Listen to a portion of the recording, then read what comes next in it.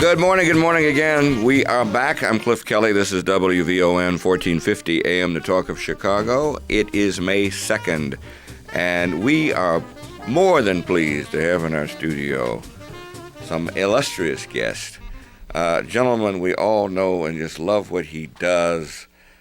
Call me. I felt so honored and say, can I come on your show and talk? I said, what's the old saying, Brother Ishmael?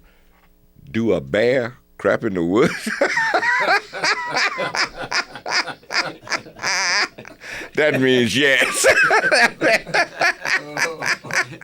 I never heard that. Yeah, Conrad heard that before. Yeah, in another way, however. There's another, I'm cleaning it up. But the answer was unequivocally yes. We're always honored to have the leader of the Nation of Islam, our wonderful brother, the Honorable Louis Farrakhan. Good morning, sir. Good morning, Cliff, and peace to you and peace to all of your listeners. Happy to be here with you, and with me this morning is, of course, Dr. Conrad Worrell of the Black United Front, my international representative, Brother Akbar Muhammad, and our regional minister and my assistant minister, Ishmael Muhammad. We are honored to be in the same studio with you. Well, I'm so pleased to have the four of you here. I was just talking to the international representative. We are going to Ghana for the 50th anniversary of their independence. We were there for the 40th, and that was the time when Ghana Airways couldn't get us back home. and your glorious international representative helped us a lot, took us to his home and took us various places, and he was 3 additional days we just lived off of him. So hopefully now Ghana Airways, you've straightened that out, is that correct? Yeah, they're not in existence anymore. That's good. They weren't in existence then, we just didn't know it. We're going to talk about a number of things. Obviously, immigration and the rally that took place, your visit to Cuba, and just the situation with the covenant. I have to tell you, I just thought you were wonderful. I called and left a message on the covenant. When they got to you and you started speaking, people were trying to get away. It was the funniest thing. You were speaking the truth, and some people, what was that in the movie? You can't handle the truth. A lot of people can't handle the truth, Brother Minister, and I just want to tell you that the things you said at the covenant, the hearing with Tavis, I thought it was fantastic. Thank you, my brother. I'm glad first to be here to discuss it, because there was some misunderstanding, and I didn't want anyone to think that Minister Farrakhan would disrespect the sincere, committed work of Brother Tavis and all those who worked with him to produce the covenant. Naturally, it's a working document. It's not a perfect document, but it is a wonderful base to launch from. And so I thought that today we might discuss the misunderstanding and give it clarity, and then go on to whatever you would like to discuss of the international scene of Cuba. Great. Or the wonderful, wonderful demonstration yesterday of our Hispanic family. I was so very proud of them, to see them standing as they have never stood before, to shake America and to let America know that we are here. No matter how we got here, we are here. And although America likes to call them aliens, maybe they don't see themselves as aliens. Maybe they see themselves as coming home to what was once theirs, that by clever design was taken from them. Arizona, Texas, was part California. of Mexico. Right. Right. I think, though, when we look at that, Brother Minister, I see so many more people who are represented in that group that certainly would not fit into what you're saying. All the Koreans, all of the other Asians, the Chinese, the Eastern Europeans who are working here. And one of the major problems I have, quite frankly, particularly with the Eastern Europeans in my community, they are doing jobs that the brothers ought to be doing and would be doing, except that they are not union, and these developers and construction companies can hire them at a lesser cost. I'm talking about carpenters. In fact, we had one gentleman there who was speaking. He's from England. He certainly does not fit into that group you're talking about. And what is he doing? He's a carpenter. Now, we've got these black folks out here who can do all of that sort of work, and they're being excluded because of many of these people. I have a major problem with that. Well, Cliff, I know that what you're saying is absolutely true. Pharaoh has really let the black man go. It is we who have not let him go. The Mexicans that are coming into the country, they say illegally, many are doing jobs that we wouldn't do, but there are many that are doing jobs that we would be happy to do, mainly in the building trades, in the road and construction business. But the powers that are controlling this want cheap labor to build their bottom line, but they don't want us because we are union. They forced us. Right. We became union. Now they don't want us because they would have to pay us. And then the racial thing is deep. I went to the movie the other day to see the picture Sentinel. And it was interesting to me that in one of these rich homes, when you opened the door, it would usually be a Hattie McDaniel type. If you saw the butler, it would be one of us. If you peeped in the kitchen, it would be one of us. But when the door opened, it was an Hispanic woman, and the cook was Hispanic, and the chef, the butler was Hispanic. So actually, Pharaoh has let us go. And the job opportunities that are there for us are the highly skilled jobs. And even there we are suffering, but the masses are being herded into criminal activity that we might fill the jails and institutions of this country. But they have really let us go, Cliff. The highly skilled jobs, again, and you're absolutely correct, Brother Minister, but then when you have the educational breakdown that we have fewer, particularly black men, who get the opportunity to be trained for those highly skilled jobs. You just saw the other day headlines, 6.5 out of 100 students, 6.5 that go into the public schools as freshmen in high school finish college. 6.5, and that's all. That's including white. So when you talk about African, and I'm sure Dr. Worrell knows this, it is horrible. But we had a caller the other day, yesterday, that said Latinos aren't taking our jobs; they're being given our jobs. That's correct. And they're being given our jobs because it's not that blacks don't want to do those jobs. Vicente Fox is totally wrong. It's that they can't afford to do those jobs at that cost, because these people will do it for half of what an African American would have to do to even live under the poverty level.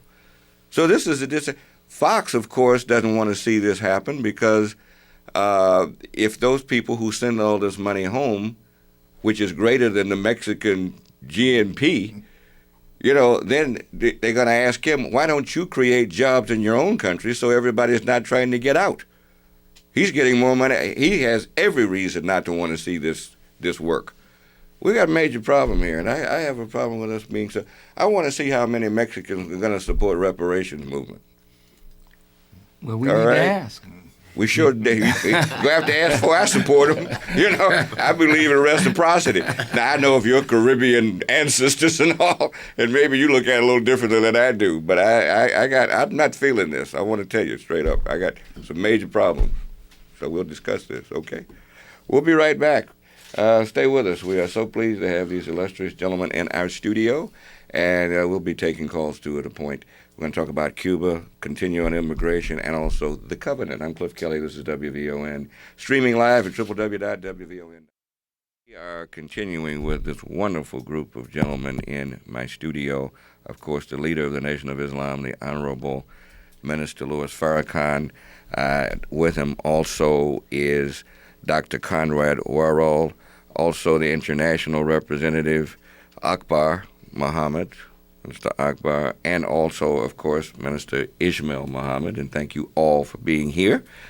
We started off talking about the situation with the immigration crisis. Brother Minister, let's get right into the covenant, because you started off by saying you wanted to clarify some things relative to that, the covenant with Black America. As you may recall, Cliff, I started my talk by quoting something that Harry Belafonte had said to me and written about the last days of Dr. King. And for those in our listening audience, maybe 2 weeks before Dr. King had passed, SCLC had met the leadership, and they were planning this move in Memphis.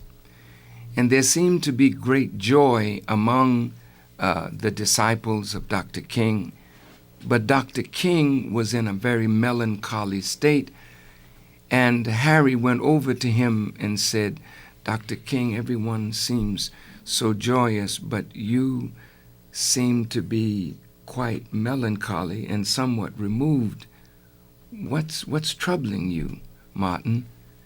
And Dr. King said, quote, "I fear that I am integrating my people into a burning house."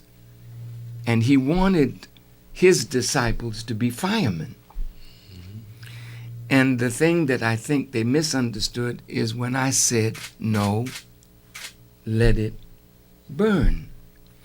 Now, Dr. King did not see a literal fire because there was none, but yet the house was burning. Dr. King didn't start the fire, so he knew he was not the pyromaniac, if you will. And the government of America didn't necessarily start burning their own house. So what started the fire? This is what I was trying to get the audience to see when I mentioned the Son of Man coming out of the east and Jesus saying he was the light of the world, and the light of the world is actual sun, and the sun is actual fire. And so when John was baptizing with water, he said, "There's one coming after me that is going to baptize with fire and the Holy Ghost." That fire is the presence of a truth that would set on fire an institution and the worlds that are built on a false premise of white supremacy. So that house now is burning because of the presence of truth.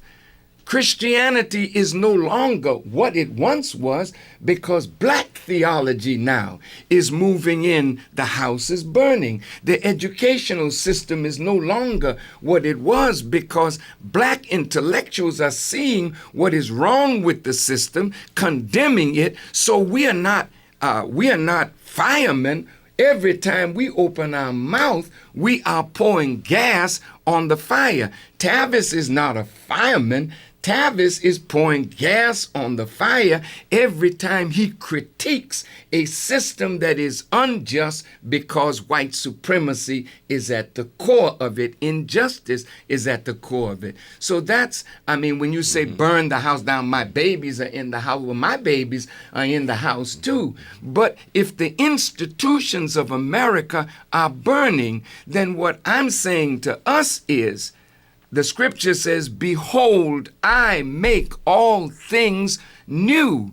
And what God is calling on us to do, coming up out of slavery, coming up out of injustice, he is giving us a wisdom that would allow us to set up a new educational paradigm, a new political paradigm, a new spiritual paradigm. And we don't need to join into that is on fire. We need to do that which is new and introduce that to the house, but let that which is burning burn and help it to burn, because out of the ashes will come something new and better that will give us the justice that we cannot get under the present system of things. That's what I meant.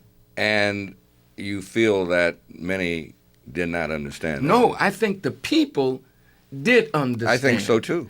But I think That's why I'm that asking. maybe Brother Tavis, Brother Cornell, Yeah. and Brother Harry, they had such an investment in the covenant that maybe they thought I was dissing the covenant when I said that black people can't make a covenant with each other until the covenant that we've made with hell or with death is broken. We live a life, as the Bible said, there's a way that seemeth right unto a man, but the ends thereof are the ways of death. We are not faithful to what is in our best interest. So when people are lying to themselves, and a covenant is based on an agreement between parties who want to exercise truth. So until we break this covenant with the lifestyle that we live, break this covenant with the white supremacy system, break this covenant with a world of death and destruction to us, then we can't sincerely make a covenant with one another. And then lastly, Cliff, I heard all of this talk, but I never heard God mentioned. And I think an affair of such great resolution as what we are proposing, God somewhere has to be present in order for it to be successful. I don't think the covenant should be made with each other before we make a covenant with our Creator. And that's why the Bible gives the covenant. If my people, which are called by my name, will humble themselves and pray and seek my face and turn from their wicked ways, then will I hear from heaven, forgive their sins, and heal their land. That, to me, is the first step in the covenant. We got to come out of the madness that we're in. Then we can be trusted when we give our word to one another. Sounds good to me. We'll be back. Before we take the break, I am sorry that certain people did not understand that. I agree with you. I think the audience did, because the people I talked to certainly understood it to the point where they were questioning, particularly one beautiful brother, Mr. Belafonte. For him to say what he said, I think surprised a lot of people, because they understood what you meant. And why those on the panel didn't, if they in fact didn't, I don't know why. But I'm glad you have the chance to clarify. After your break, maybe I would just come back and, if I have time now, I listened carefully to Dr. West and my brother Harry and Tavis. These are men that I not only love, but I admire. But I think that if we had sat down and dialogued, I was not a part of the formation of the covenant. So I could not be relied on to be a rubber stamp for something that I admire the work that you do. But what I don't want us to fall into the trap of is depending on the liars and deceivers who have constantly promised us and broke our promise. Tavis held up two papers, one from the Democratic National Committee, one from the Republican National Committee, letters of commitment. And what I was trying to say, and I think I said it clearly, that these are not people in power. You are not dealing with the real forces that run this house. Even if you sat down and talked with President Bush, you're not dealing with the real power of this house. He's got to go back behind the door and talk to the real boys. And that we never meet. That's why the Bible said we war not against flesh and blood, but against principalities and powers and the rulers of the darkness of this world and spiritual wickedness that's up in high places. And as long as those people are not uncovered and brought out, then we can make covenants and agreements on lower levels and wonder why nothing that the government says they're going to do for us do they ever finally do. Stay with us. We'll be back in just a moment. Minister Louis Farrakhan, of course, and also joined by Dr. Conrad Worrell, Minister Akbar Muhammad, and, of course, Minister Ishmael Muhammad, all right here at WVON, streaming live at www.wvon.com. Continuing with this wonderful group of gentlemen in my studio, the Honorable Minister Louis Farrakhan, the leader of the Nation of Islam. We have with us Dr. Conrad Worrell, Minister Akbar Muhammad, and, of course, Minister Ishmael Muhammad. We are pleased to have them all here. We were just talking about the covenant, and I believe Brother Akbar, you wanted to say something. Yes. Yeah. I just want to say first, Cliff, thank you very much for having us this Absolutely. morning. But I just wanted to say, listening to Minister Farrakhan, I was blessed to be in Houston with him that day, and I watched the audience reaction. The audience were on, but those on the stage, except Naeem Akbar, who did not go along with what they were saying and tried to show them exactly what the minister was saying and where he was going. But those who were quick to make that kind of judgment of what he was saying was thinking, as an old Southern saying goes, when we meet together and plan something, what are white folks going to think about this? So if their mindset was, what are white folks going to think about what Minister Farrakhan just said, then they reacted instead of thinking about what the brother said and looking at that massive audience that was in front of them. And this is how they respond according to the way I saw it, Cliff. And I think you're right, Brother Akbar, and then you have to think about who was sponsoring it. Yes, we saw those names and those companies up in That's back. right.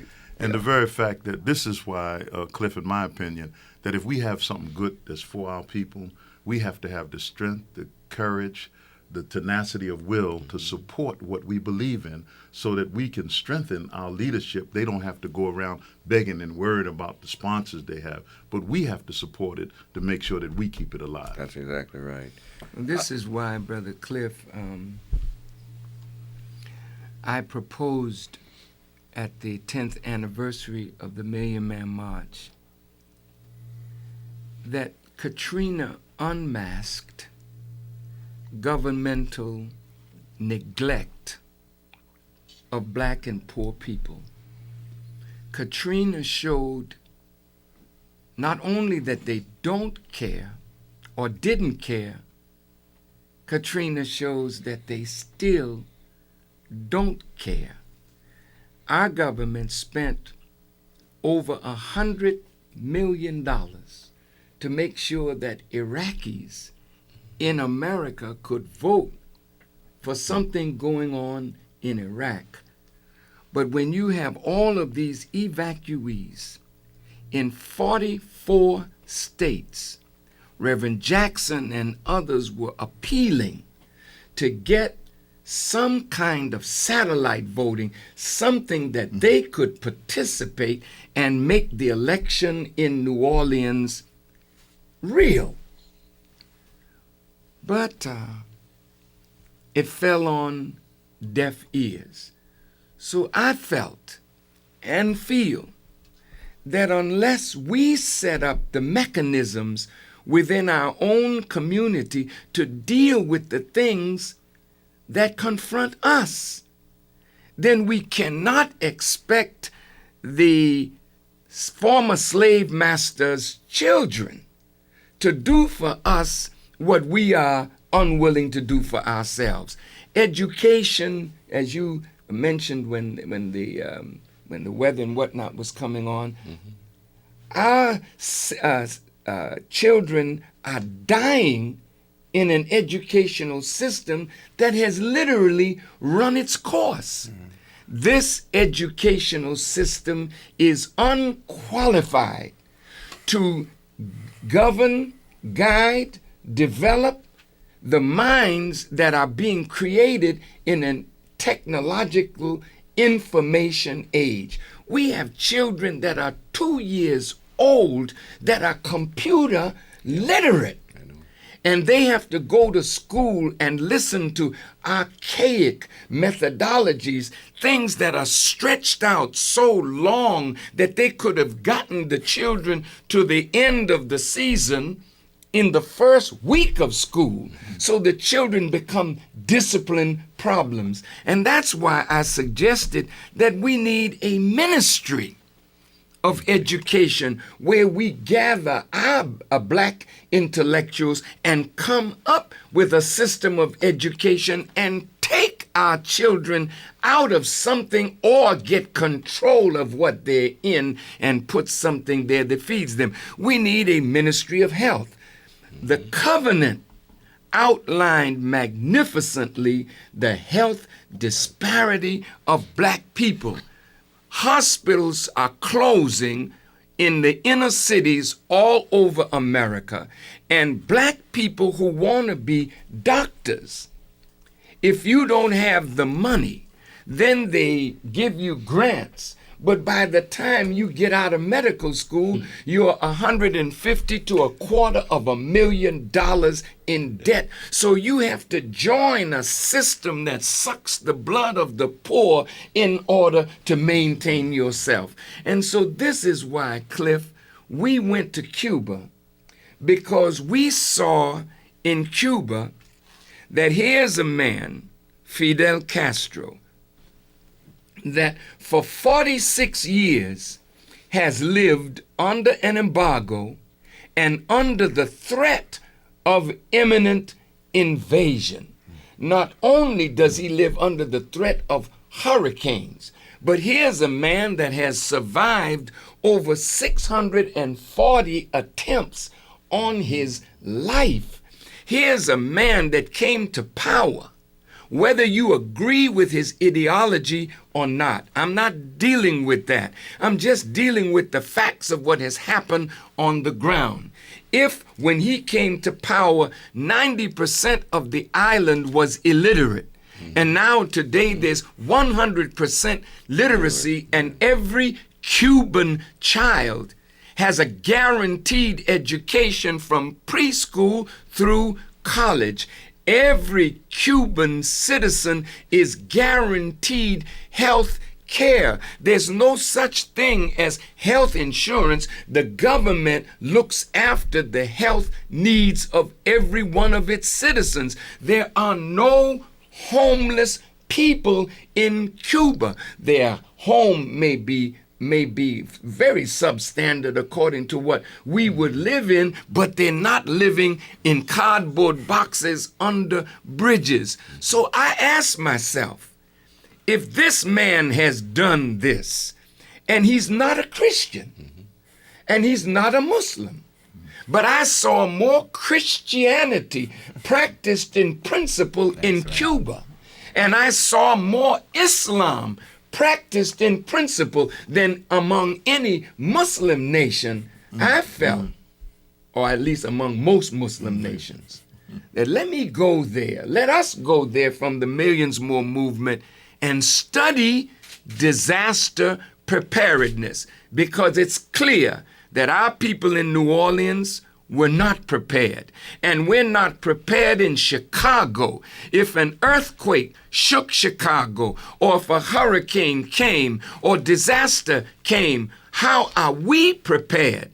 So we went down to see how we could, through the churches and through organizations, take what we have learned, put it into practical principles, and teach disaster preparedness and disaster management to our people. Excellent. We'll talk more about Cuba and also, of course, the covenant and immigration and other issues with our distinguished. So pleased and honored to have in our studio the Honorable Minister Louis Farrakhan, the leader of the Nation of Islam, and he is accompanied by our good friend Dr. Conrad Worrell, also the international representative for the nation, Minister Akbar Mohammed, and also the assistant to the minister, and a gentleman just does such a great job, particularly when we talk about education, Minister Ismail Mohammed. And we are going to take calls in just a moment, but before we do that, I want to go to Conrad, a little bit about education, and also you were on the trip to Cuba. Right. Brother Akbar, under the leadership of the Honorable Minister Louis Farrakhan, how many people were in our 23 at our delegation. We had an intense experience because Should have been 24. it should have been 23. But I might say that it was, Cliff, it came to me in Cuba that in 1959, when I was a senior at Hyde Park High School, my history teacher introduced our class to the Cuban Revolution and the issue of literacy. Now, I'm 17 years old. I don't realize that 47 years later, I'm going to be in the delegation with the Honorable Minister Louis Farrakhan, and the issue of literacy comes back into my consciousness because he introduced that to us as a senior in high school. Well, Cuba today is the most literate country in the Western world, so it's hard to compartmentalize Cuba and say that education is over here and education is over there, because the whole island is an educational enterprise.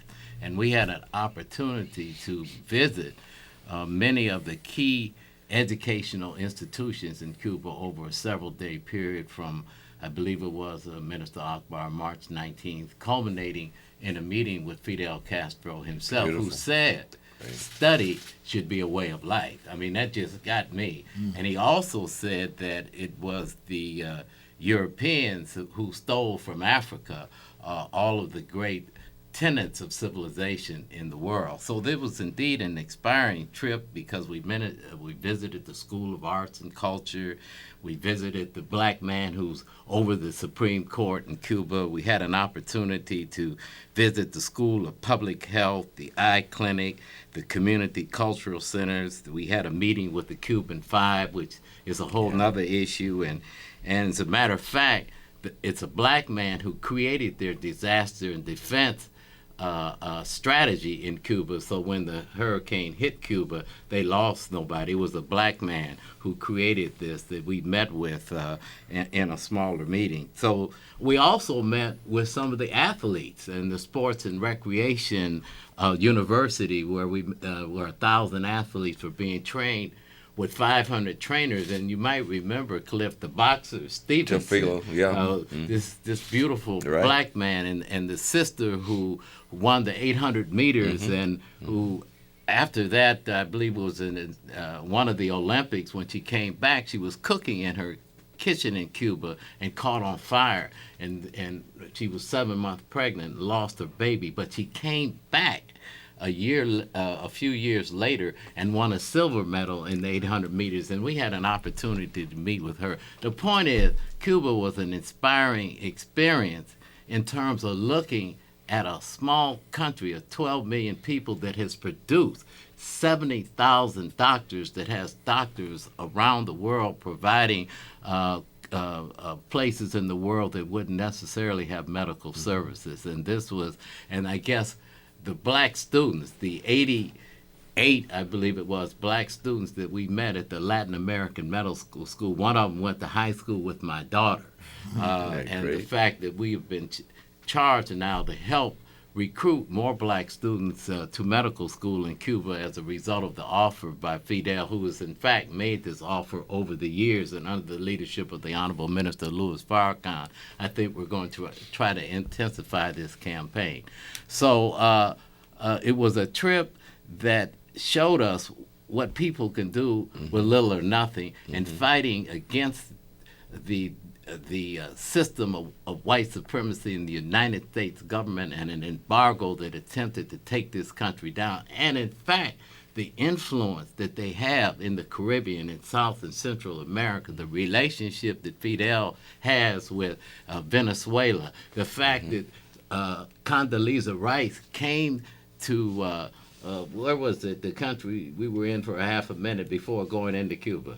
The Bahamas. Bahamas, and was trying to get them to stop relating to Cuba, and they said we can't do that. We have students going to school in Cuba, so education cannot be compartmentalized in Cuba. The whole island is an educational experience, and so I was honored. Learned a lot. We're going to write a lot about this, and we're going to be working with the minister to help spread the word relative to the offer of Fidel for black students from this country who want to go to medical school for free. And and not only that, if they can't speak Spanish, before they enter the medical program, they spend a year in training and learning Spanish because the curriculum is in fact in Spanish. Sure, of course it would be. Let me just add Akbar. to one thing I have to say. First, it's 4 months intensive Spanish when they first get there. But the school of social work that we went to, oh, yes, which was unbelievable, because here they had the problem of a lot of young men and women in the streets, unemployed, and with this drug being floated into Cuba. And so they decided to go into the streets, take these young teenagers and early adult in their early adult years, bring them into the school of social work, teach them what is needed in the society, give them courses. And these were young people. The director that talked to us was 25 years old. Wow. And then send them back into the street as social workers to help in their society. Let me ask one this other point on that, Cliff. I have a master's degree in social work from the University of Chicago, whatever that means.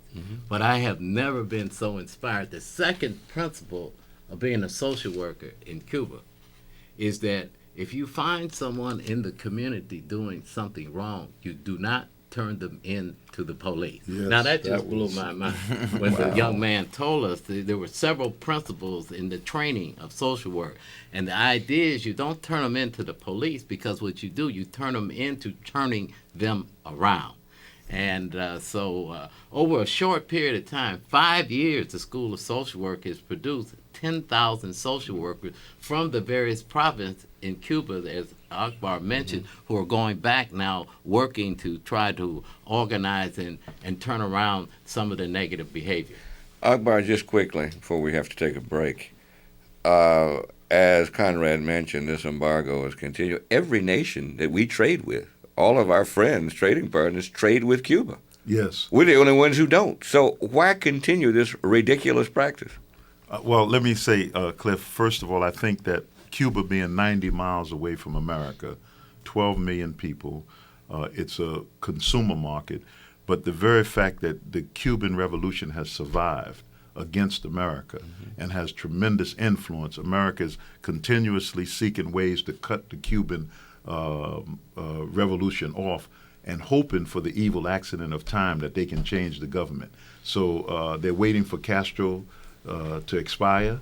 Once he goes, they feel they can turn it around, and they have to keep the embargo in place so that when he goes, they can say this is a new relationship with Cuba now. But Brother Akbar, I just heard, and we asked Comandante Fidel, is it true that you have discovered oil off the north coast of Cuba? He said yes. He said other things, but that we won't talk about now. But on the news a few days ago, a U.S. senator was saying there are 4.5 billion barrels of oil under the water off the coast of Cuba. And Fidel Castro has invited the Chinese, the Canadians, and the French to exploit that gold. So the senator says, well, my God, it's only 90 miles from our shore. And these people are not technologically as advanced as we are. They might damage some of the shelf under there. So it doesn't make any sense for us to continue this embargo. Who said that? a U.S. senator. I can't believe remember it. his Yeah, name. I believe that. But Let's be friends, right? They're talking now about let's rethink Yeah. this because 4.5 billion gallons, barrels of oil under the sea that America could exploit rather than China is a very interesting leverage for Cuba. I hope Fidel tells them exactly where to go. You know? And Conrad, I bet you that black man in the Cuban Supreme Court is not like the black man in the U.S. Supreme Court. Well, we asked him how many prisons there were in Cuba. He wouldn't answer the question. He said, "How many people in prison?" He said, "None of our business." He was an illustrious intellectual and knowledgeable of international law at the highest levels. Quite inspiring. And one of our members of the delegation, Burby Powers, one of our upcoming attorneys in the city of Chicago, was our point man in this interaction, and it was just interesting to see. The thing that amazes me about that too is Guantanamo. Yes. It's right there on the island, Yes. of course, and the prisoners that are being held there, and Amnesty International and everybody else is talking about the way we are mistreating prisoners there. Unbelievable. We'll be back in a moment. I promise we're going to take calls. Also, we're going to talk about Iraq. Stay with us. We'll be back. I'm Cliff Kelly. Good news for you. The minister and those accompanying him have stated that they will remain here until 10 o'clock. So, if you other gentlemen have something planned, forget about it. No, that's great. But the minister said, we got to take some calls because he wants, so let's do that, and then we'll get back to, we'll go with Brother Akbar on some international things that I certainly have an interest in. Mike, thank you for waiting. No problem. Are you there? Yes, good morning. This is Mike calling from Houston, Texas. Oh, Mike from Houston. Good. How are you? I'm fine. How are you, sir? Well, and assalamu alaikum to you, Mr. Minister. Wa alaikum salam, brother. And I just wanted to call to let you know that I think you are the most brilliant visionary that Black America has in this country today. And I love listening to you. No man on earth catches my attention as you do. And I've been a fan of yours for 35 years, and I just love to hear you tell it like it is. Unlike many people today, we don't really have any leaders anymore in the African American community other than yourself, as far as I'm concerned. And my comment to you today is, please, would you comment on the state of Black America today? Mike, thank you so much. Sure. We really appreciate not only your call from Houston, but holding on as long as you have. We No appreciate problem. that. All Have right. a great day, gentlemen. You're wonderful. Thank you. Bye-bye. You want to take another call? No, go right ahead. Just an important question, Well, the state of Black America right now is very, very grave. In fact, Black America is on its deathbed. And if we don't do what we need to do as quickly as we can, we could be in 10 years almost extinct. The enemy is working night and day to destroy us as a people. And all we need to do is look at the condition inside the inner cities, the level of destruction that we are wreaking on ourselves, the self-hatred, the gang conflict, the loss of job opportunities, the closing of factories, the sending of our jobs and the jobs of unskilled labor to cheap labor markets overseas, the influx of drugs, the opening of prisons and putting prisons on this stock market, and people investing in our degradation, the developing of Black millionaires, becoming millionaires by calling our women bitches and whores and glorifying the savage life of our existence,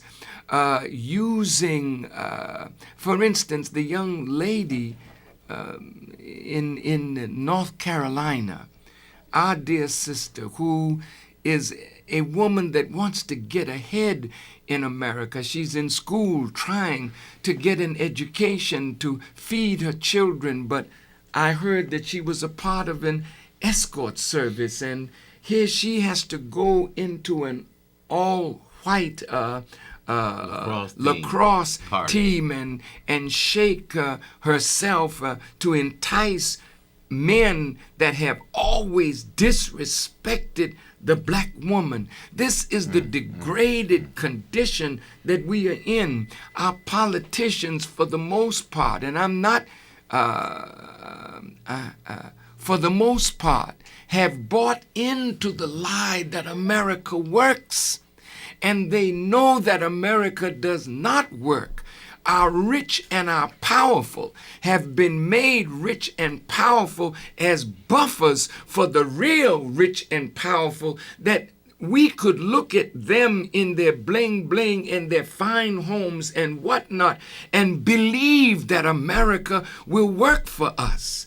And at the same time that this is happening, our women are being taken from us. They are the most educated. They are the most disciplined. They are the most visionary. So they are filling the schools, and the rate is 70% black women, 30% black men. And all of the diseases that are afflicting our community, we lead in cancer, lung cancer, we lead in prostate cancer, we lead in ovarian cancer, we lead in AIDS, we lead in all of the destructive things.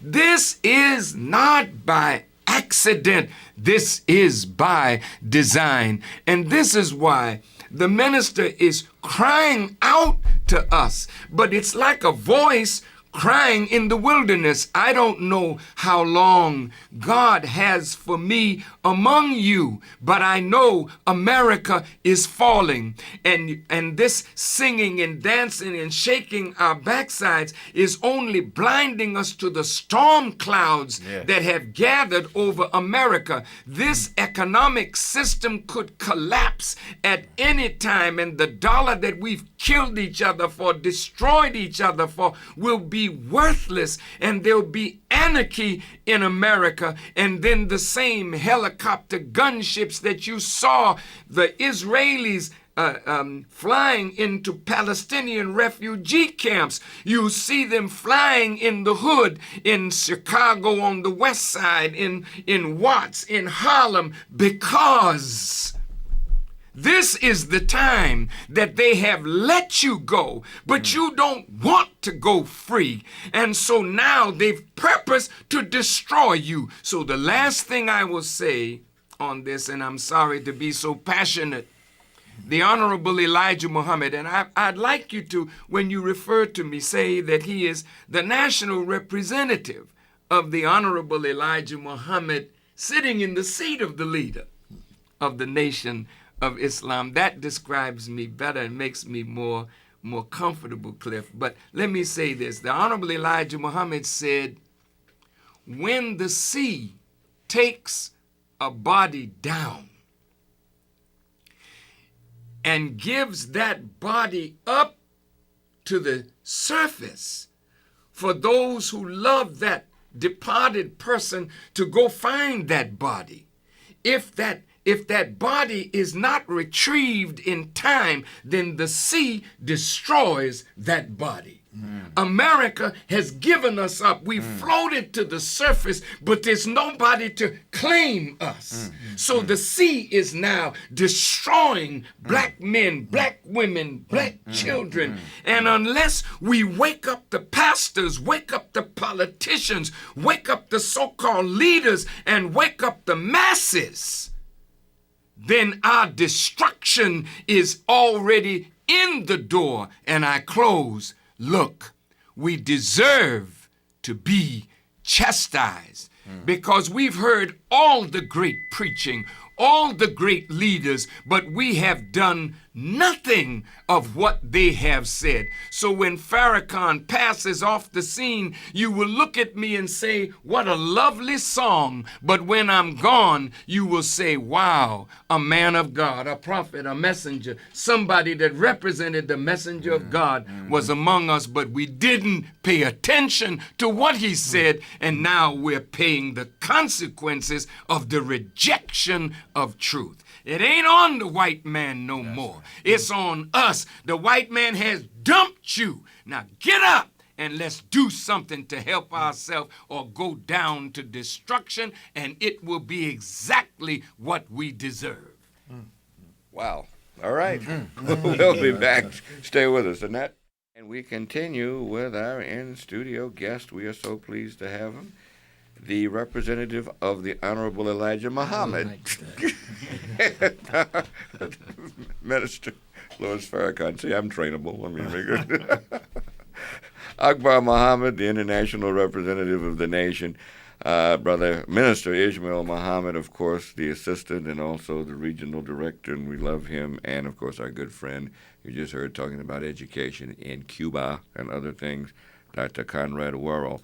And the minister is going to stay with us, and we're going to take some more calls right now. And Doris has been waiting, and you're next. Doris, good morning. Good morning, Cliff, and good morning to the wonderful gentleman there today, Minister Farrakhan. Good morning, my dear sister. You know, Minister Farrakhan, this morning, my heart is really hurting. I've heard everything everyone has had to say. I didn't go to the immigration march, but I did go to the march about Darfur. I was so hurt and so disappointed to see that the majority of the people out there standing up and bringing attention to what's happening to our black brothers and sisters in the Sudan were white. The overwhelming majority were white. And I was just incensed because I kept asking different people out there, where are our clergymen? Where is the black community? Where are most of our black politicians? They were not there. They were not there. And Minister Farrakhan, you're absolutely right. We're going to go down. Why are we not shutting down the Dan Rhine because we don't have a lot of brothers and sisters working out there? Why are we not surrounding dailies, the city hall by the 300,000 and 400,000 as the Hispanics did yesterday because we only have 8% of the contracts? Why are we not in our communities going after our little young brothers and sisters and telling them we will not tolerate this nonsense anymore? Why are we not setting up grocery stores in our communities so that the Arabs and the Koreans who have basically taken over, I can't go buy any products for my hair unless I'm buying it for Koreans. I came up in Jackson, Mississippi. I grew up in a segregated community. Everybody, every business person in that community was black. That is my background. And it hurts me. It hurts me deeply because I don't see any future not only for my grandchildren but for black children, period. Why are we not surrounding the Board of Education and saying to Michael Scott and Annie Duncan, you will not close these schools and expose our children to the violence because of the gang warfare? Doris, you've asked a lot of questions. I think we get the right, message. So okay. That's all I'm saying. All right. We talk, but what about the plan of action? Gotcha. Thank you so much, Doris. My dear sister, as your heart is hurting,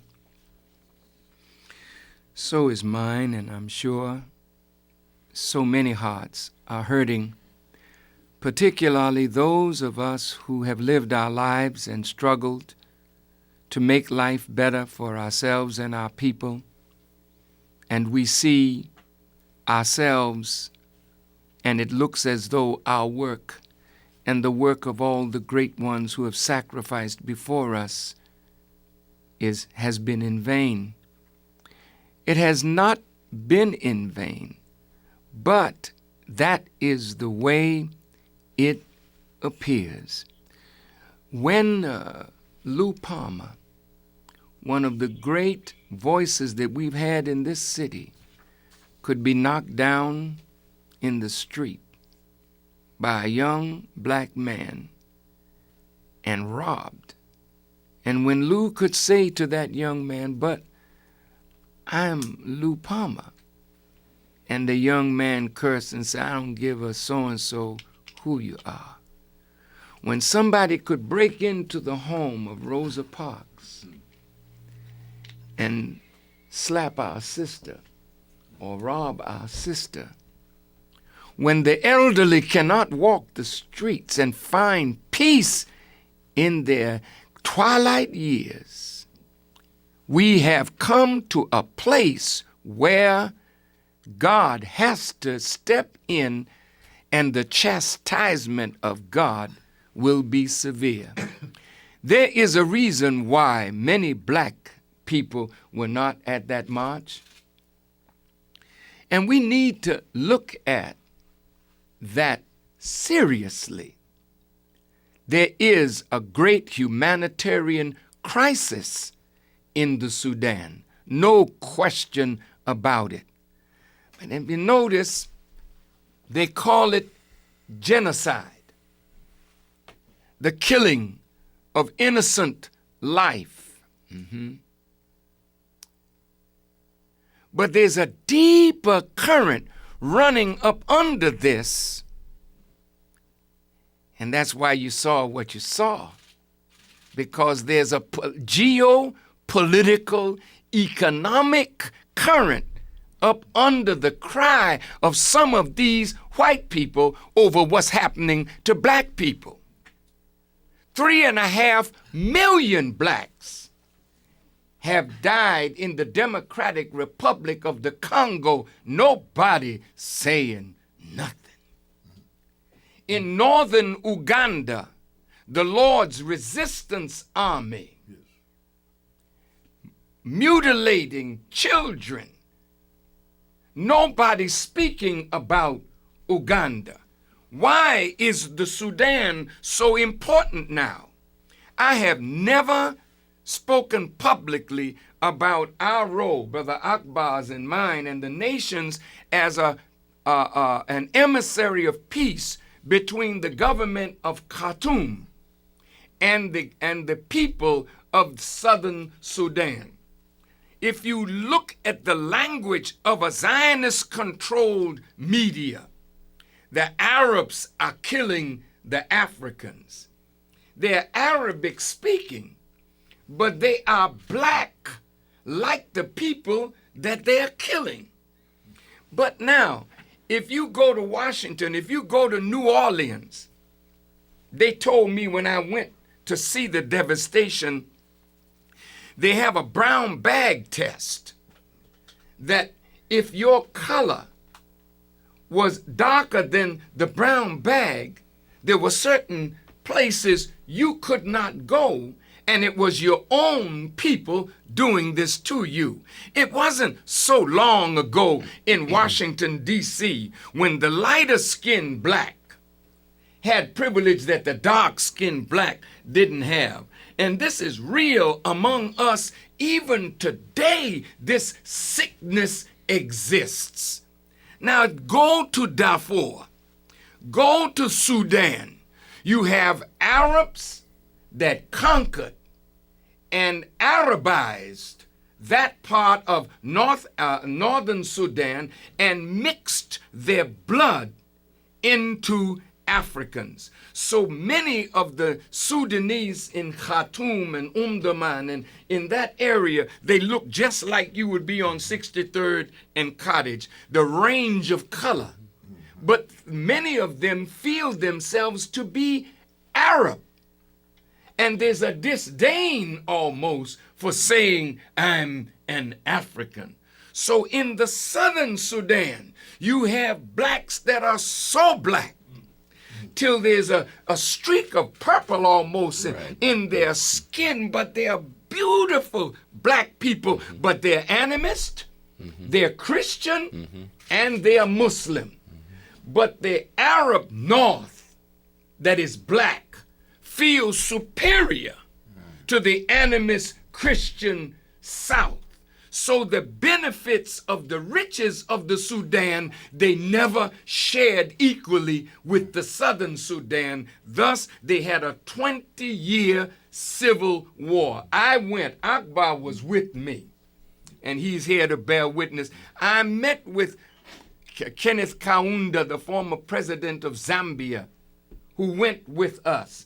I met with Jerry John Rawlings, the president of Ghana at the time, and they sent us to Kenya to meet with President Arap Moi. And he was over that area in the peace work between the southern Sudan and the government of Khartoum. I then went to Kenya, then we went to Uganda, where we met with President Museveni, and we had a 3-hour meeting with Brother John Garang, his wife, and members of his inner circle. At no time did that man mention slavery as an issue.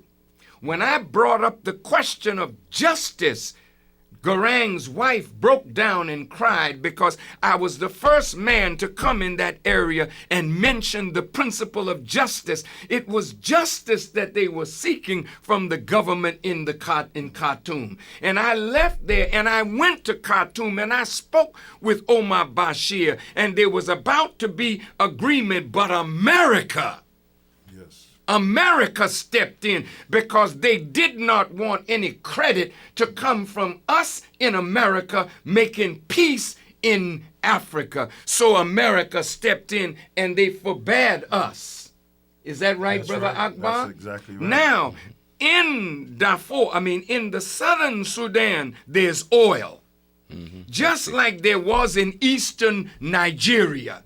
And when the West sees a chance to separate you from oil, and they can control what they separate you from, this is the geopolitical drama that sits under the tribal madness that the West manipulates for their own purpose. They don't give a damn.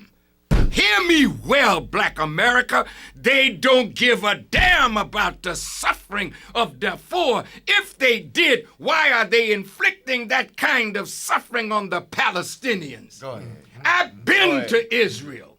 They got roads that Palestinians can't travel on, that only Israelis can travel on. They live under apartheid in Palestine, and these same forces were the architects of apartheid in South Africa, and they are the architects of Jim Crow in America. They don't give a damn about your suffering, but they will use your suffering for their political purposes. Now let's get to the real drama. Oh, I can't. I'm sorry. Hold on. Hold on 1 second. Continue. Just in a moment. We'll be back. We are pleased that the representative of the Honorable Elijah Muhammad, who said, we want to stay with you if you will allow it. And we said, oh my goodness, yes, so we can get to more callers. And, of course, I'm talking about the Honorable Minister Louis Farrakhan, who likes the music, right? He loves the music. He is here with Minister Ismail Muhammad, and, of course, Minister Akbar is with us, as is Dr. Conrad Worrell. And we're just so pleased to have all of you. We're going to take another caller who has been waiting for a long time. Glenn, thank you. You're on WVON. Good morning, Minister Farrakhan and the other guests on the panel. Good morning, Good morning. my brother. Good morning, my brother. Thank you, Glenn.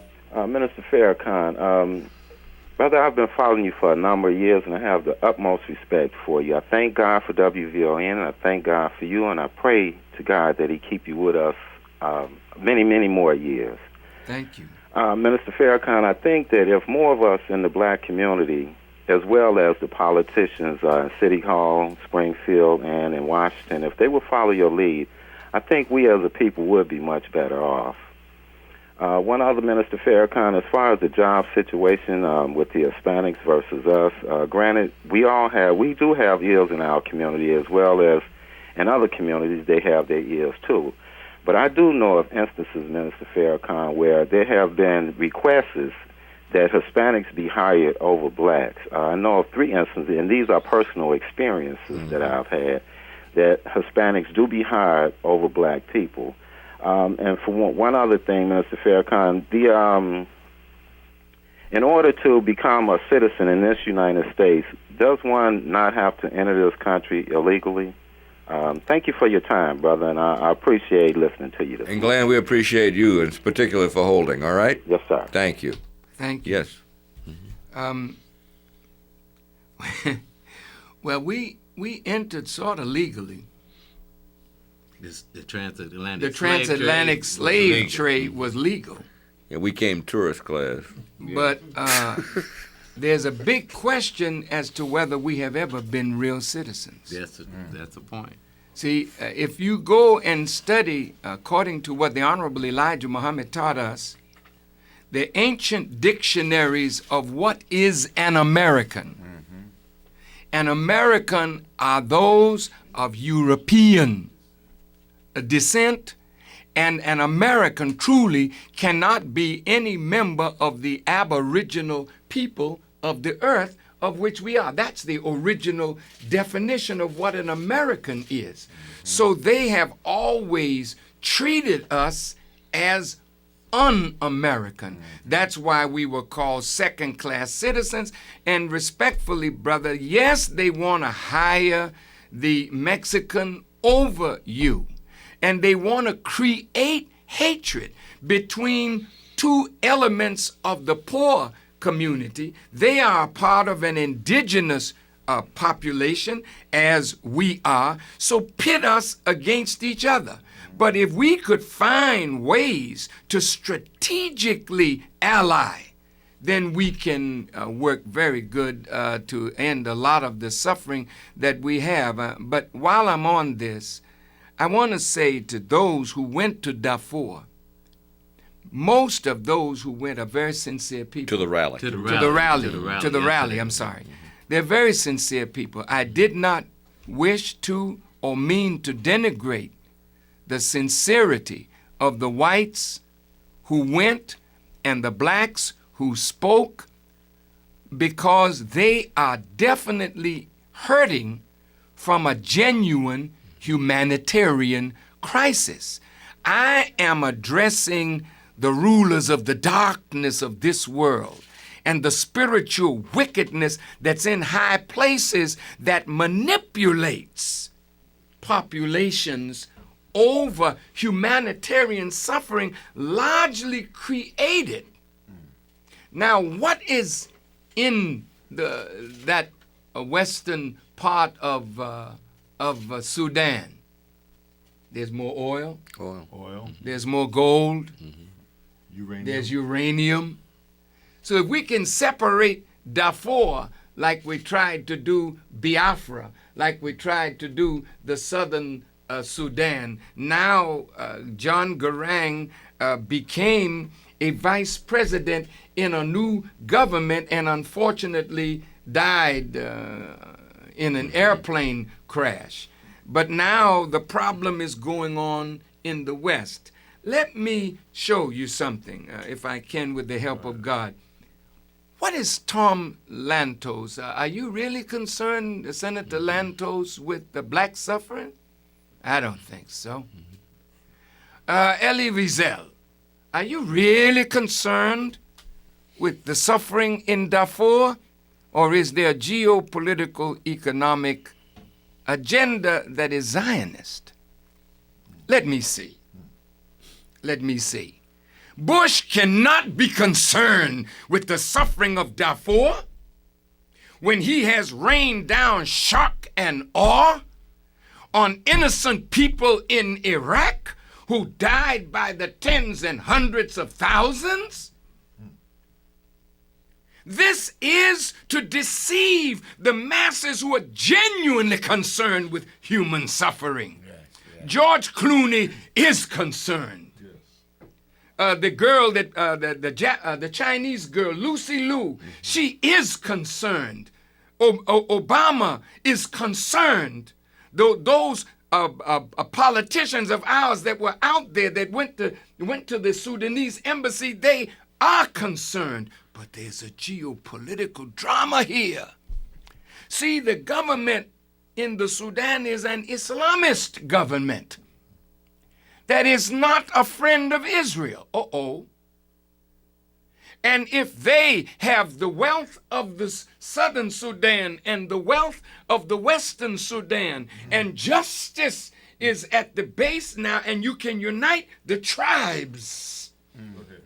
Because in the Old West, you had the sheep herders and you had the cattle raisers and you had the railroad coming through. So you had the sheep herders fighting the cattle herders and the railroad people coming through taking land, which produced this kind of family squabble among so-called Americans. Same thing is happening in Africa right now. You have farmers, you have herdsmen, you have tribal conflicts that are being exacerbated. I sent my brother Akbar there. He visited the government in Khartoum. He went to Darfur. Did you go to Darfur? Yes, I Would did. you talk just a minute about your trip so that they can see? Let me take one quick break. Yes. And then we'll come right back to Brother Akbar, and he'll talk about Darfur, because we wanted to discuss that anyway. Stay with us. We'll be right back. Let's go to Annette, get a quick check on the traffic and the weather, and we'll be back. And also, we'll be taking some more calls, and we also want to get to Iraq. Stay with us. We'll be back. We're discussing world issues, of course, with our wonderful group, and we're going to go right back now because the minister had asked Minister Akbar to talk about being in Darfur. Yes. Thank you. Cliff, Minister Farrakhan sent myself and the delegation really to Darfur because of the controversy.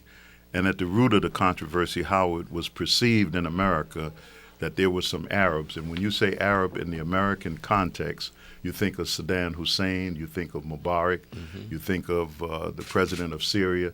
This is the way you think of an Arab. But they said that Arabs were killing black Africans, and it was genocide. And that's all they put out. But they never went to the root of the problem. The root of the problem was a rebel group in that area that when the ink was dried on the agreement in the South that Minister Farrakhan mentioned with John Garang, when the ink was dried, an attack on the Sudanese government came from the West. Now, there's many stories about different political groups, and they attacked the Sudanese government. The Sudanese government was at loss. They just finished the war in the South, cost 2.5 million lives lost, and so they went into Darfur, and they sent soldiers in there, and they also built a militia among the people there, not only among what is called the Arab tribes, but among the Africans also, because this rebel group were hiding in the villages. Now, this doesn't go out to the American public. You don't get the picture of the real root because they don't even talk about the rebel groups that started the conflict in Darfur. By attacking the Sudanese government. That's right. So what was interesting, when we flew into Al-Flasher, the capital of Darfur, now remember, Darfur is as big as France. Think of the size of France. That's how big Darfur is. Sudan is surrounded by 9 African nations. It's the largest land-based country in all of Africa, and it is very rich. Not only with the oil that they found in the South, but they have gold. They grow, the gum arabic comes from the Sudan exclusively. They have tremendous sugar. And also in Darfur, the one thing, they have oil, uranium. If you can remember, the war with Libya and Chad was over the uranium. Chad, right. That's all in that area. And then they have tremendous cattle. They have the ability to grow crops, but they got water under the desert floor. Enough water to give water to all of the Middle East. It's a part of the water that Gaddafi tapped out for the great man-made river in Libya.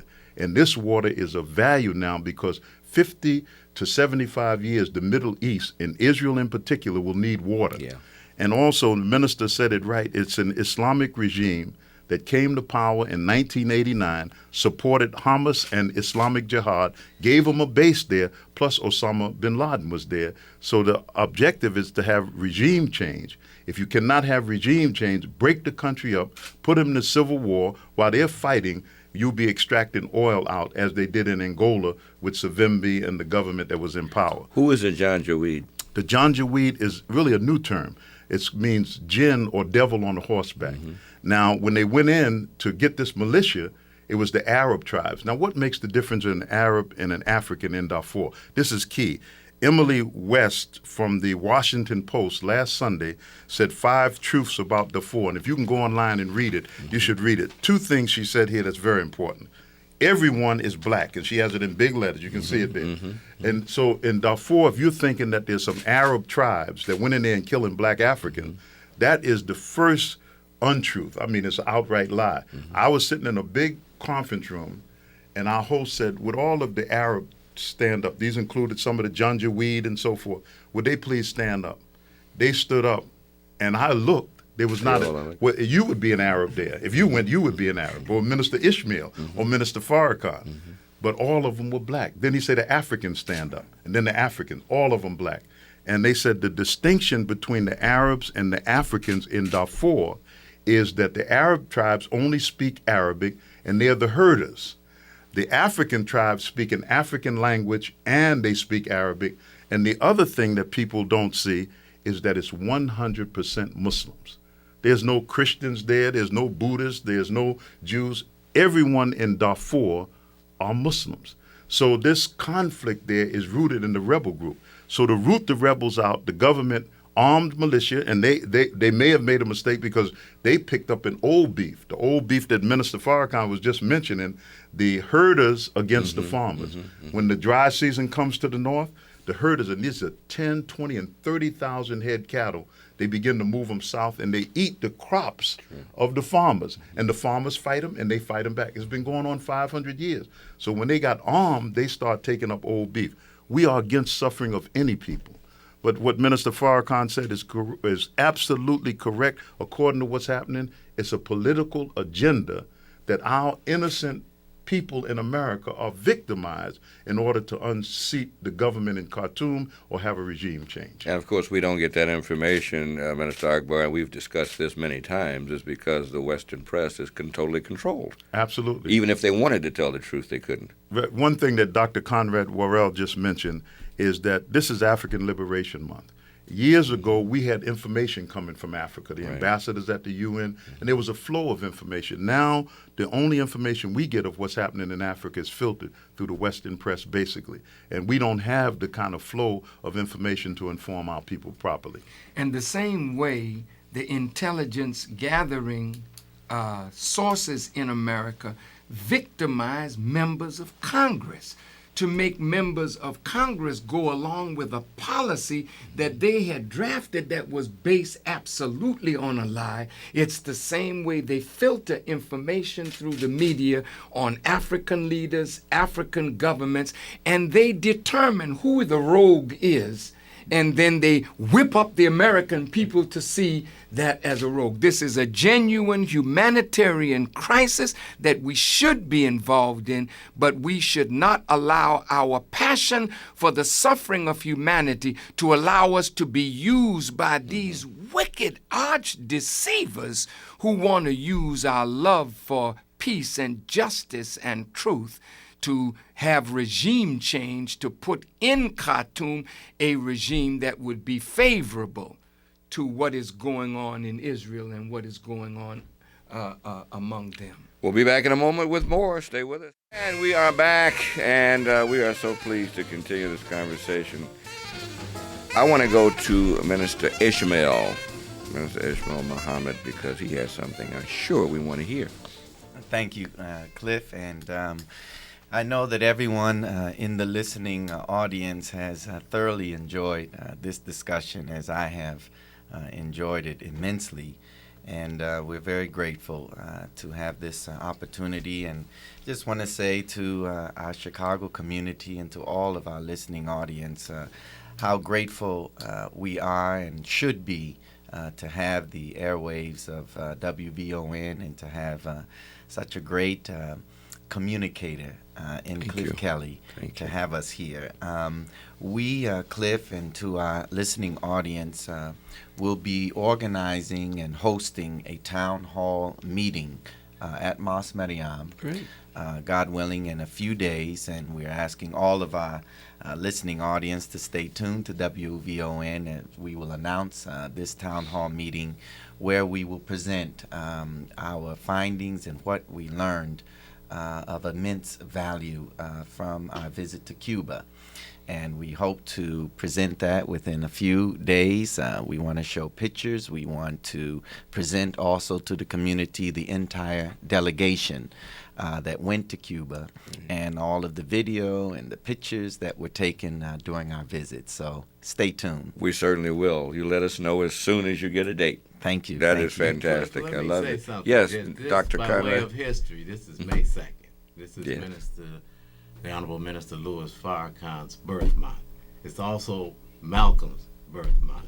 It's also the month in 1963, May 25th, that the Organization of African Unity was formed under the leadership of Kwame Nkrumah, and the 50th anniversary next year of the Ghana's independence gave rise to the African independence movement. At the same time, the Southern Christian Leadership Conference was formed in this country. A lot of people don't know that Dr. King was at the inauguration of Kwame Nkrumah. So what is coming to my spirit right now, with the minister being so passionate up in here and firing up the world, is that at one point in this history, when Kwame said Black Power, we went off into another thing. We were supporting the armed struggle in Mozambique, Angola, and Guinea-Bissau. We formed the African Liberation Support Committee by 1972, May 27th. We organized a major demonstration in the nation's capital saying we are an African people, yo ho ho ho ho, Black Power. So we had African Liberation Day marches, rallies, and parades all around the country. So the question is, who organized that march down there for Darfur? And we've gotten away from organizing our own demonstrations in support in behalf of African affairs on the continent of Africa, so we can shoulder a little responsibility. We used to march, Cliff, on the west side. We had thousands of people going into the Golden Dome for African Liberation Day annually every year. So thanks to the minister, thanks to Akbar, thanks to WVON this morning, we've started the African liberation discussion, and now we need to get in the street and organize our defense of our people wherever they are in the world. Because, matter of fact, South Africa came on the heels of this. Namibia came on the heels of the African liberation genesis that came out of the 1960s in support that Black people supported. Excellent, Dr. Worrell. Thank you. Brother Minister, one thing that you did, and it turned out that you were totally correct, Minister Farrakhan, you wrote Bush a letter saying if you invade Iraq, it's going to be a major mistake. You said a lot more than that. Obviously, what you said has unfortunately become a reality. He did invade Iraq. We have major problems. It's continuing. One of you mentioned earlier the economic problems we're in right now. If China called in the debt, we'd have to close the government. A lot of people have no idea how bad off we really are. What, in your opinion, is the circumstance now relative to this illegal invasion of Iraq, what it has done to us internationally, and how do we get out of this? I don't think there's a way out. What President Bush has done, he has ushered in the rapid pace of the fall of the greatest nation in the history of the present world. He can't get out of Iraq. He went in thinking 3 years ago in May that the mission was accomplished. 3 years later, and nearly 2,400 American soldiers dead, several thousand wounded that will be afflicted for a long time. Many of the soldiers from this country that are there, even when they come home, they will be afflicted by diseases that they are showing signs of now because of the dirty bombs that America dropped on Iraq, poisoning the water with uranium, depleted uranium, and the food. And now American soldiers are in that environment, breathing that air, and they're beginning to show signs of great suffering. I've read recently that the real reason that America went to war with Saddam, knowing that there were no weapons of mass destruction, was that when the oil for food program was announced, Saddam Hussein, instead of using dollars, which all oil in the world is traded with U.S. dollars. Right. Saddam Hussein said, no, you can only get oil out of here with euros. And because of that, there was a depression or a slight recession, not a depression, in the United States of America. Now with the price of oil per barrel going up near $75 a barrel, Iran now is saying they are going to establish an Iranian oil bourse, B-O-U-R-S-E, which means that oil from Iran will have to be bought with euros. Now the Middle East may go along with Iran, and Russia chimed in the other day. If you remember, Gorbachev spoke of the arrogance of America in the fall of the Soviet Union and the way they have treated the Russians.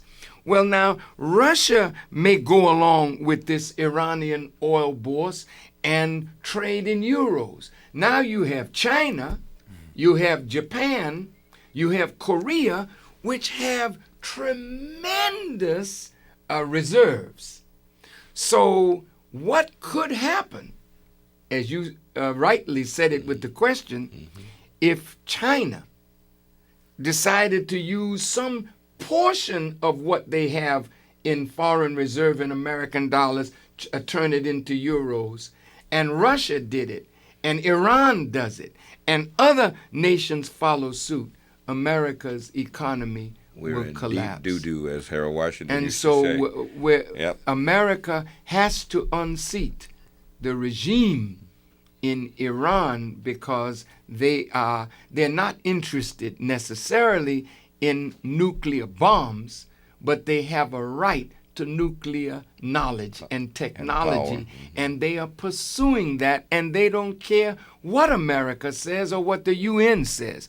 I hope to be going into the Middle East soon, and I will be encouraging the Muslim world. Since Condoleezza Rice says that Iran is now isolated, no Muslim nation should be isolated with a vast Muslim world when Iran has done nothing against international law, and Israel is sitting south of her with untold amount of atomic weapons, nuclear weapons. If Iran does have nuclear weapons, then people got to come to the table. Right. It produces detente. The Arabs have nothing to deal with Israel with militarily. So Iran is the thorn in the side of Israel and a thorn in the side of America, but Iran would be stupid to get a nuclear bomb and drop it anywhere, for the retaliation would be so swift and so thorough that Iran would not exist as a nation. So Americans, you must not be blindsided by Iran and weapons of mass destruction for the second time.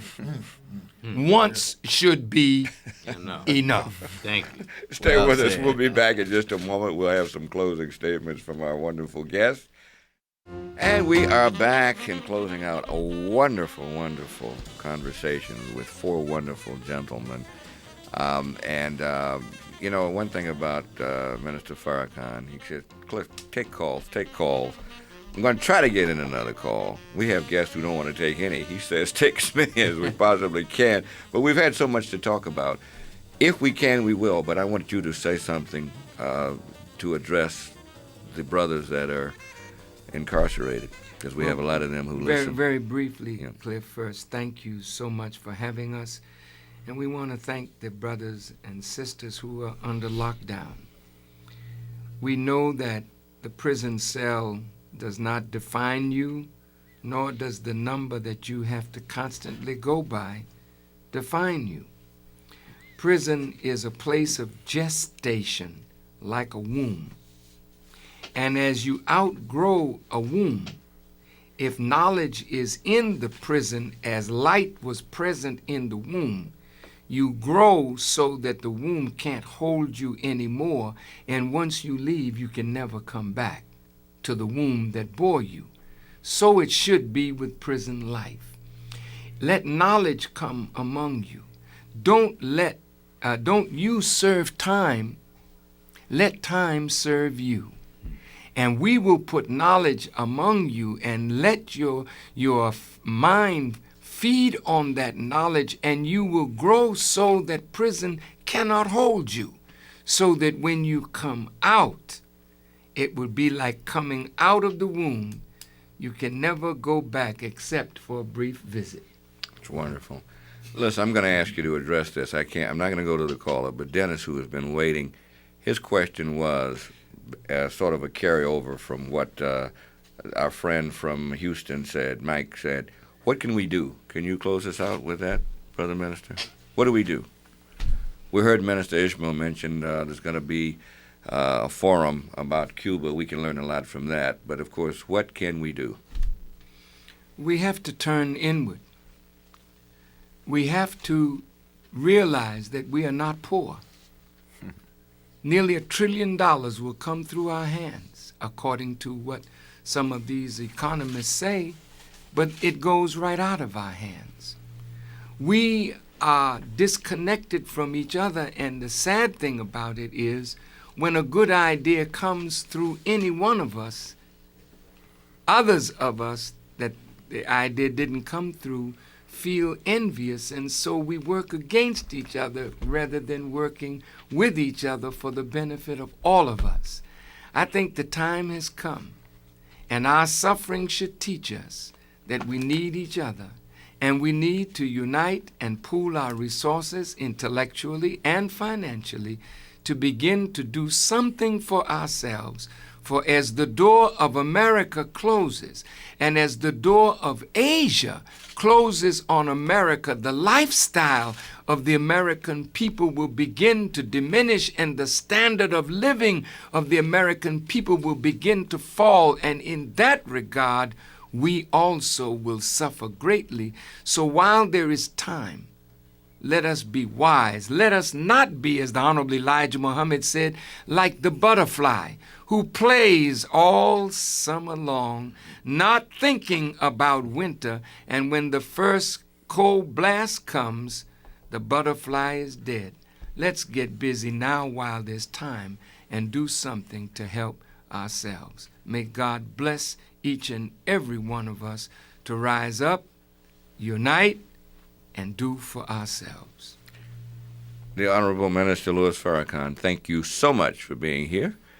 Thank you, my good brother, Dr. Conrad Worrell. Thank you for having us, such a Cliff. great job. Our international. I must say, Cliff, Sure. before you go off the air, we said in Cuba, we made a pact that the Honorable Minister Louis Farrakhan would not talk about our trip until he came on your show. That's right, absolutely. That's and right. thank you. When he called me, he said that. No, they want to do We it in all New York. wanted to talk, but we couldn't do it talk. here first. Thank you. And in fact, we didn't mention an offer that was made by President Castro, but we'll get to that. We'll make it at another time. That'll be great. Brother Akbar, thank you so much for being here. And Minister Ishmael, a pleasure to see Thank you. all of you. I want to thank Keisha Shavers, who is our Director of Station Relations, for setting all of this up. Thank you. Jerry Riles, our producer. And, of course, stay tuned because the Roland S. Martin Show will be here in just a moment. Roland will have another great midday show for you. And we certainly appreciate all the information that was disseminated today by these four wonderful gentlemen. Stay tuned now. Let's go.